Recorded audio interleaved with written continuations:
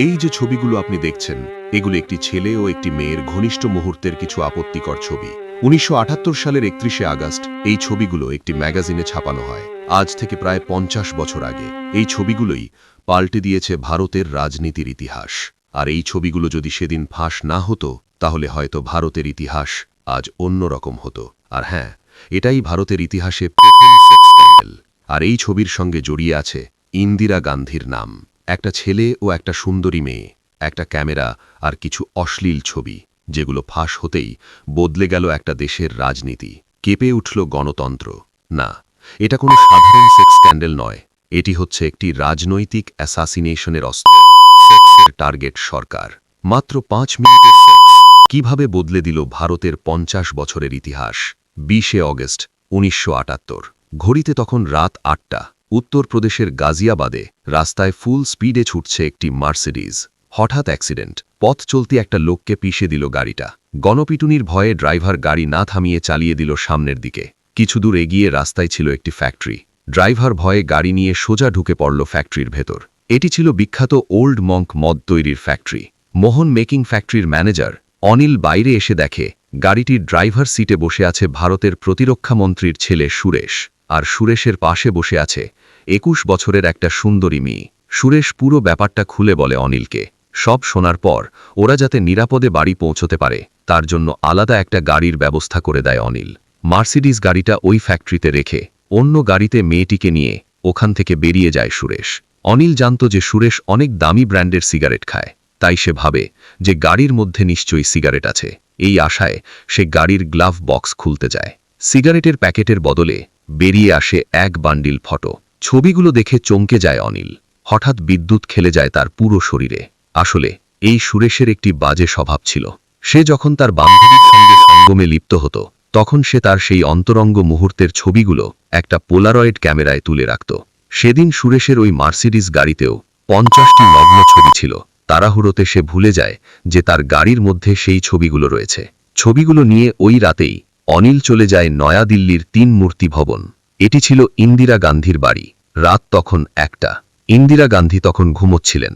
ছবিগুলো ইন্দিরা গান্ধীর ছেলে সঞ্জয় গান্ধীর হাতে তুলে দেয় অনিল। সঞ্জয় ইন্দিরা গান্ধীকে ঘুম থেকে উঠিয়ে ছবিগুলো দেখান।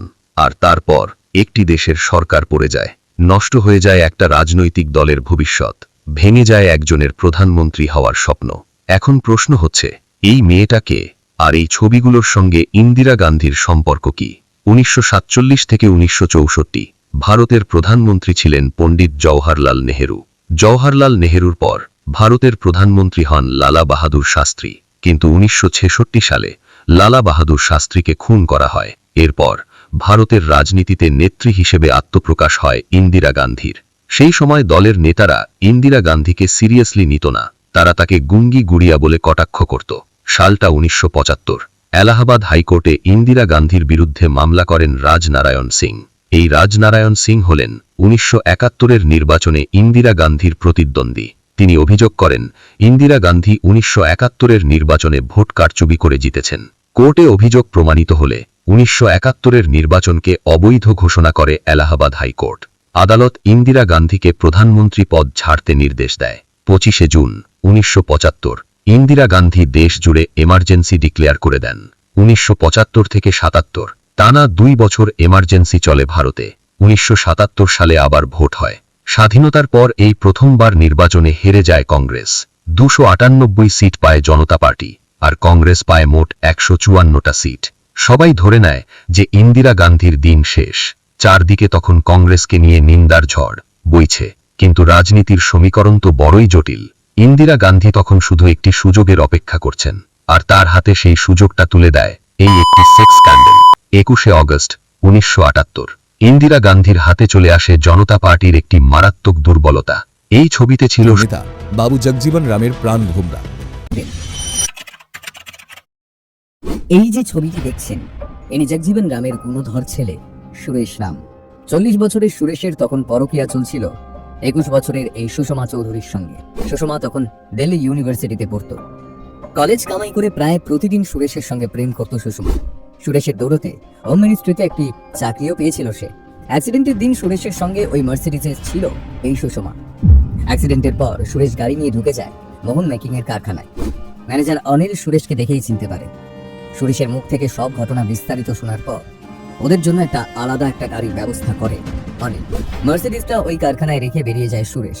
গাড়ির গ্লোভ বক্স খুলতে গিয়ে অনিলের হাতে চলে আসে সেই ছবিগুলো।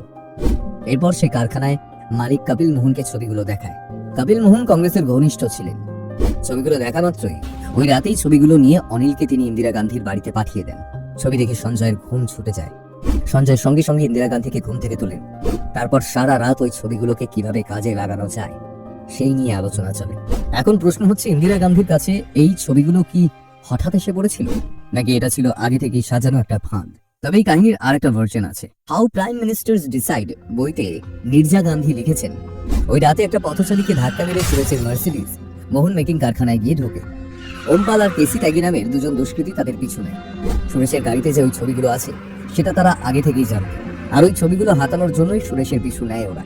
তারপর সুরেশের গাড়ি থেকে ওই ছবিগুলো চুরি হয়ে যায়। ওমপাল সুরেশের সব ছবিগুলো রাজনারায়ণ সিংকে দেয়। এনাকে চিনতে পারছেন? ইনি সেই ব্যক্তি যিনি ইন্দিরা গান্ধীর বিরুদ্ধে মামলা করেছিলেন। এদিকে খবর পেয়ে সুরেশের ছবিগুলো পেতে মরিয়া হয়ে ওঠেন জগজীবন রাম। মোহন মেকিং এর মালিক কপিল মোহনের বাড়িতে রাজনারায়ণ সিং এর সঙ্গে দেখা করেন জগজীবন। জগজীবন রাজনারায়ণ সিংকে বলেন, যত টাকা লাগে দেব, ছবিগুলো আমাকে ফেরত দিন। আরো বলেন, কিছুদিন পরেই আমি প্রধানমন্ত্রী হব, যদি মুখ্যমন্ত্রী হতে চান তো বলুন। কিন্তু রাজনারায়ণ জগজীবনের প্রস্তাবে সাড়া দেননি। রাজনারায়ণ এরপর কিছু ছবি কপিল মোহনকে দেন আর কিছু ছবি নিজের কাছে রেখে দেন। কপিল মোহন ইন্দিরা গান্ধীর ঘনিষ্ঠ ছিলেন। তিনি তার ভাইপো অনিলের হাত দিয়ে ওই রাতেই সেই ছবিগুলো ইন্দিরা গান্ধীর বাড়িতে পাঠিয়ে দেন। আর ইন্দিরা গান্ধীর সামনে আবার প্রধানমন্ত্রী হওয়ার একটা নতুন রাস্তা খুলে যায়। তাহলে কি রাজনারায়ণ আর কপিল মোহন দুজনেই ইন্দিরা গান্ধীর সঙ্গে হাত মিলিয়েছিলেন?